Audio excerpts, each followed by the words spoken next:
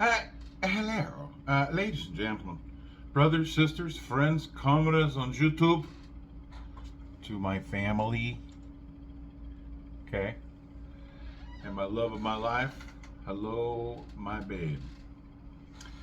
Uh, Man, I gotta say, I was just so glad to see my folks. Again, I just want to say that one more time. I put a cool little picture up here that we took in front of the Wild Blue yonder, and just once again, it was really great to be able to go to their neck of the woods, which is kind of a new neck of the woods to them and everybody else in the familia. Um, and see my sister and two of my nephews, my niece-in-law. I didn't get to see Jason once again, but it was just great to see him. And like I said, here's a really cool picture of the three of us. We went to a great barbecue joint. They had some, man, that barbecue was good. It was delish. Here's a picture of that. So anyway, I tore that up. I'm going to just tell you right now, there wasn't much left over. There just wasn't. So anyway, as you can all tell, my accommodations, once again, chilling in a hotel motel. What you going to do today? This one's on me. I didn't get the on the house treatment this time because I would have had the availability of my truck to sleep in, but my DOT physical is due, and one thing my mother always taught me is that if you're going to be going to see a doctor, you need to wear clean skivvies. So I need a shower, and there's no shower in my truck, and there's no shower at the Caldwell terminal. There's not even a real bathroom for drivers at the Caldwell terminal, really. I mean, I hate to be so blunt about it, but facts are facts. So I need to, I had to take care of this one myself, and to make sure that I was good to go for my 9:45 appointment tomorrow morning. So definitely have that to go through. And kind of cool is that my truck is due for its annual DOT inspection. So in addition to fixing my AC, they're going to run a DOT inspection as well, because it's just that time, which is good because the Mad Clash Dash is coming up in May. Happens every year. When I say they, and I'm talking about North America, Canada, the United States, and Mexico, all do a sort of an inspection blitz on trucks. Last year, some 55,000 trucks were inspected, and 12,400 or so, if I remember the numbers correctly, were shut down for some reason or another, which means many, many more of them had violations, but not enough to be shut down. So Leonard's Express has assigned us a training module. Every driver in the entire fleet had to sort of take a little wee bit of a refresher course on how to inspect a truck. Now, look, we all know how to do it. Look, if you don't know how to inspect a truck as a professional driver, you are a danger on the road. It's as simple as that. If you decline to do an inspection today, you are a danger on the road. Simple.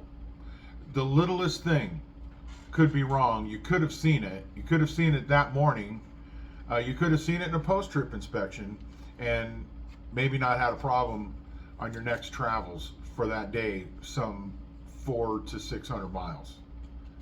But instead, shine it on and then end up having a serious problem. And it's just, when it could be prevented, it's unnecessary. If you don't do one, you're in danger. Simple as that. So in addition to fixing my AC, I talked to Luke. He's a brother that runs a shop up there at Caldwell. And I told him, I said, dude, this seat, after running that 40, whew, I told him, brother, this seat is, worn out, man. It just had it. Can we swap, the passenger side seat and put it in a driver's chair, or something, because this thing's just beating the hell out of me. He kind of looks at me and says, you know, I think we have a brand new one upstairs. We'll go ahead and put it in. I said, yeah, bro, let's do that. So hopefully tomorrow when I get back from my doctor's appointment, I'm going to have a brand new seat in my truck and ready to rumble for whatever my next tendered load may be. I just don't know. But we'll see how all that goes. And I hope it goes well. I really do. So anyway, that's kind of my update on the DOT stuff, physical and inspection. That's coming up in May too, the big blitz. So we got to be ready for that, because I will be on the road for that. So nationwide, doesn't matter where you are, what interstate, could even be a state highway, U.S. highway, whatever have you, you're going to get slam-a-jamming. So that's kind of cool. A little shout out I want to say too is to my cousin Steve. You know, I don't get to see or talk to Steve very much. As a brother I grew up with, really, since we were teenagers, you know, and he just texted me, I mean, moments ago before starting this video, and a brother said he's following my trek on the road, and he sent me a video of a live performance from Blackfoot called Highwayman, I think it's called, or something like that. The heck is it called? Oh, it's the Highway song. Sorry, I wrote it down and I forgot I even did that. Anyway, it was pretty cool. They're like a Native American Southern rock type band. If you don't know who's Blackfoot, which I do, but I just appreciated, you know, brother Steve, my cousin Steve, you know, reaching out to me and sending me that deal. That was very cool of him to do that. He didn't have to, and I appreciate it. So bless his heart for that. Also, I went ahead and, you know, in yesterday's video, I talked to y'all from Green River, Utah, and I said to you that I would be in Caldwell tomorrow morning. Well, it turned out that when I ended up getting into Jerome, Idaho to take my 30-minute break, I was like, I had 4.5 hours left on my clock, and I was about 2 hours, 2 and some change away from the Caldwell yard.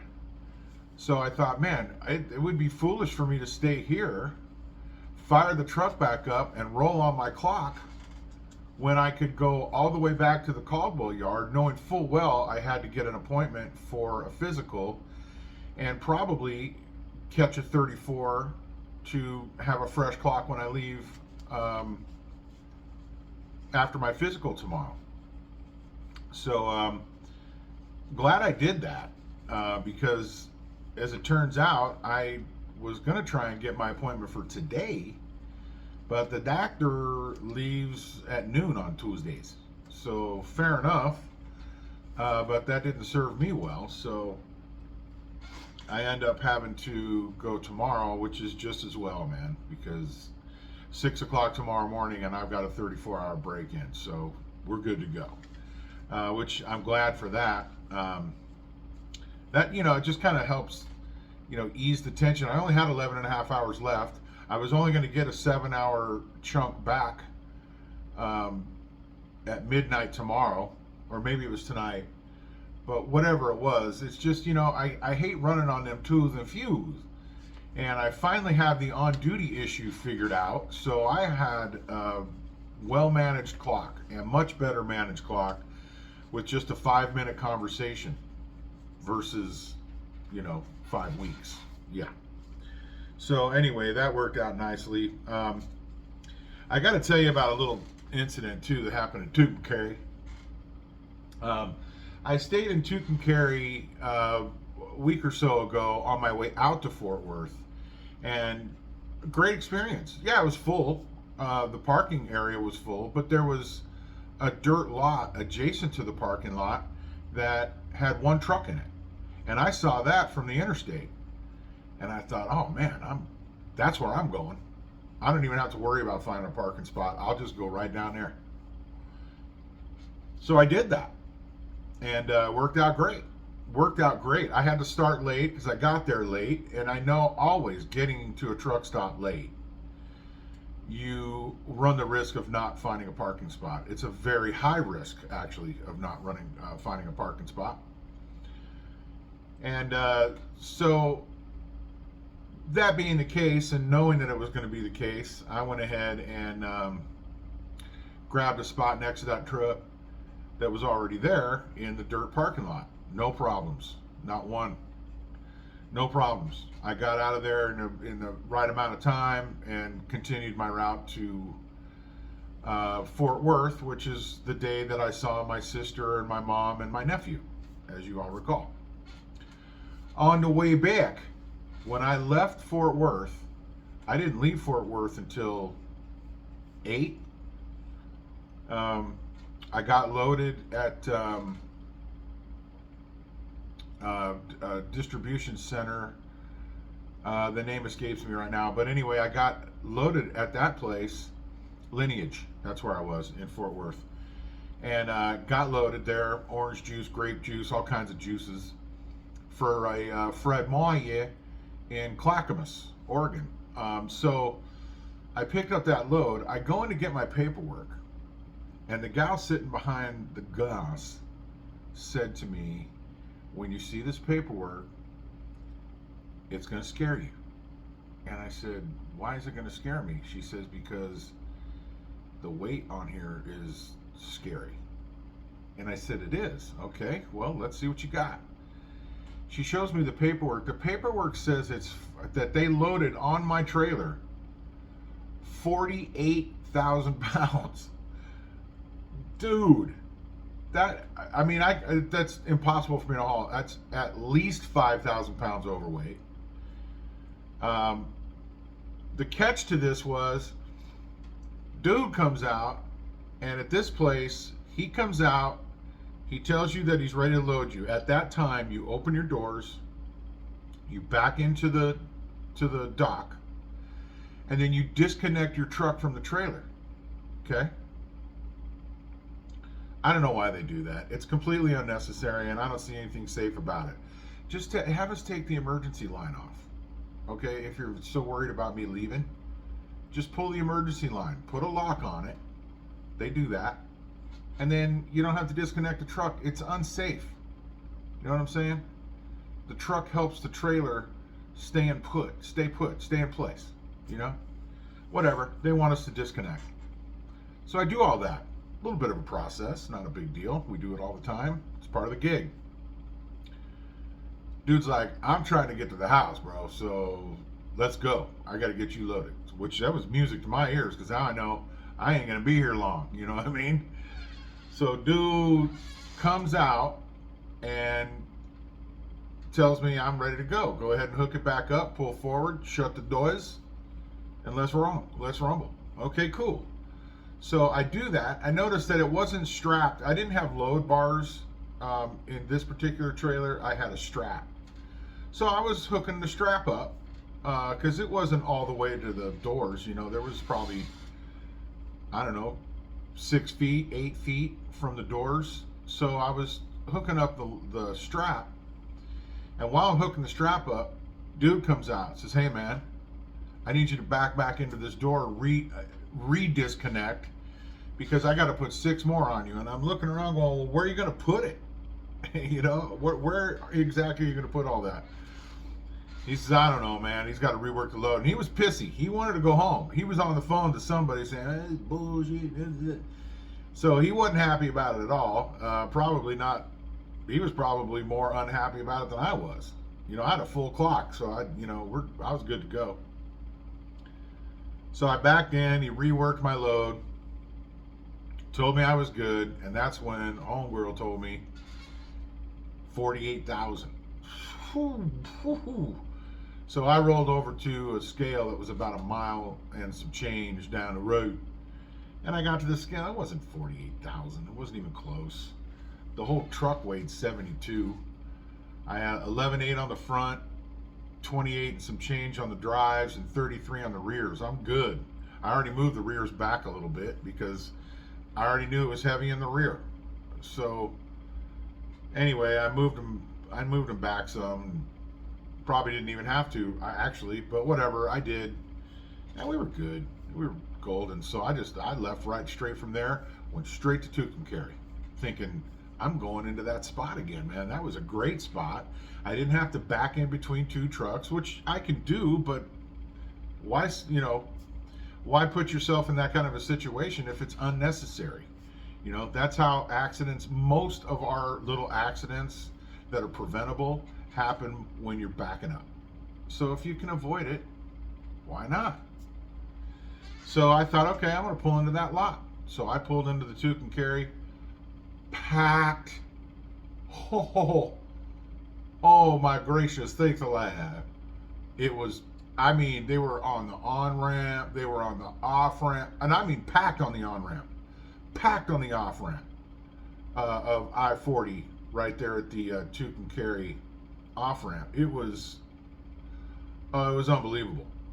So the Loves was packed across the street, and the Flying J was packed. Even the dirt lot was packed. I squeezed in there. I didn't get there till 2 in the morning. So I already know I'm going to be, getting scraps for putting this, 70-foot truck somewhere.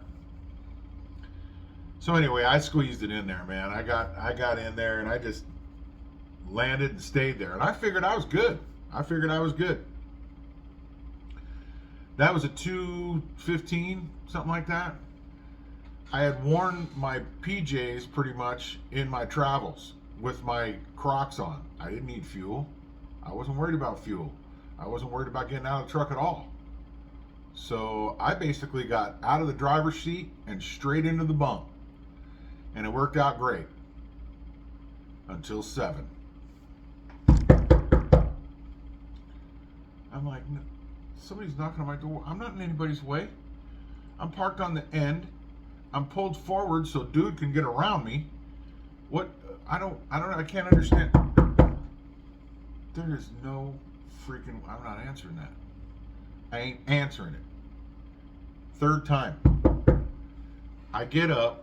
I go to the damn, some dude's going, hit him with your head. I didn't understand a word he said. And he pointed to the sky. What does that mean, dude? I don't understand. So I have to kind of observe and report to myself on what exactly is going on here. Because dude was a jerk and thought he was extremely studly. I mean, a little guy. This dude was tiny. So we already know what's going on there. And he wants to tell me nothing except have an attitude with me. I'm straight out of bed. Ask my sister about that. So anyway, I realize everybody's having to move out of this deal. There are no signs that tells you can't park there. There's tire tracks everywhere where obviously people park there. I parked there 5 days earlier. But apparently, Lil Dude wasn't there. Okay, fair enough. Well, now all of a sudden, he wants to be the king. So everybody had to move. And boy, was I lucky to find a spot. Not very far away. But did I sleep? Hell no. Hell no. So I got a 4-hour nap, basically, is what I did. And then I couldn't leave for a while. But anyway, I ended up leaving. I went into Moriarty, packed it full of fuel, and went to Green River. And then didn't have to fuel there either, and came right back up into Caldwell. So I did about 1,000 miles on that fuel fill up, and I still had well over a quarter of a tank. Oh, probably just under half, and I went 1,000 miles. Plenty of depth, plenty of fuel. So now I know that thing can get it. I don't have a trip thing on my on my dashboard or odometer. I don't have a trip odometer. It just I don't know. I can't figure it out. It's a pain in the culo. But so anyway, I just thought, first of all, that was kind of a rude awakening, and then secondly, man, did I travel a long ways when I packed that thing full of fuel. So very, very, but look, a great trip, man. It really was. It was a great trip from Tucumcari to Green River, and then Green River to Caldwell. Fantastic trip. Bunch of U.S. highways, just a wee bit of interstate between Green River and Tucumcari. Most of it was U.S. highways. It was fantastic. It really was, man. It was. I was completely impressed with it. I would do that route again, without a doubt, if I have to work my way down to the 40, because it avoids Wyoming and Arizona, honestly. And the Arizona Highway 40 is atrocious. They need to learn something from Texas, because Texas Highway 40, as soon as I crossed from New Mexico into Texas off of that highway onto Texas Highway, that highway was like glass, smooth as silk. Oh, it was fantastic. Texas does it right. They've got some good roads in Texas, let me tell you what. So yeah, I enjoyed that. So anyway, that was, man, what a cool run. I really enjoyed it. It was a really cool run. I didn't have a single drop of precipitation until I got into Boise, where it started raining. And so it rained all the way back to the Caldwell yard. I was walking in a little bit of puddle, and not mud, but just wet dirt. I mean, it wasn't really, slick or anything like that when I dropped the trailer. So anyhow, great trip. I wish you could have all come along with me. It was awesome. I know this video has gone a little bit long. My sincerest apologies. But, there was a lot to chit chat about, because it's just this is such a cool gig, man. I just wish everybody had an opportunity to experience what it's like to be a truck driver, an over-the-road truck driver. And I'm really glad that I got that experience. I'm really kind of, I'm in my 11th year of trucking. Yes, I had a 26-year hiatus in there, what I like to call sabbatical. But it still was, I had never done over the road, so in that sense, I'm a rookie. I'm not a rookie to trucking, but I'm a rookie to over the road trucking. And I really wish everybody could give that a shot, because it is a really, really, at least in my opinion, it's a really cool experience to do. And I see why guys get hooked on this stuff, man. They love it. They love it. They feel free out on the road.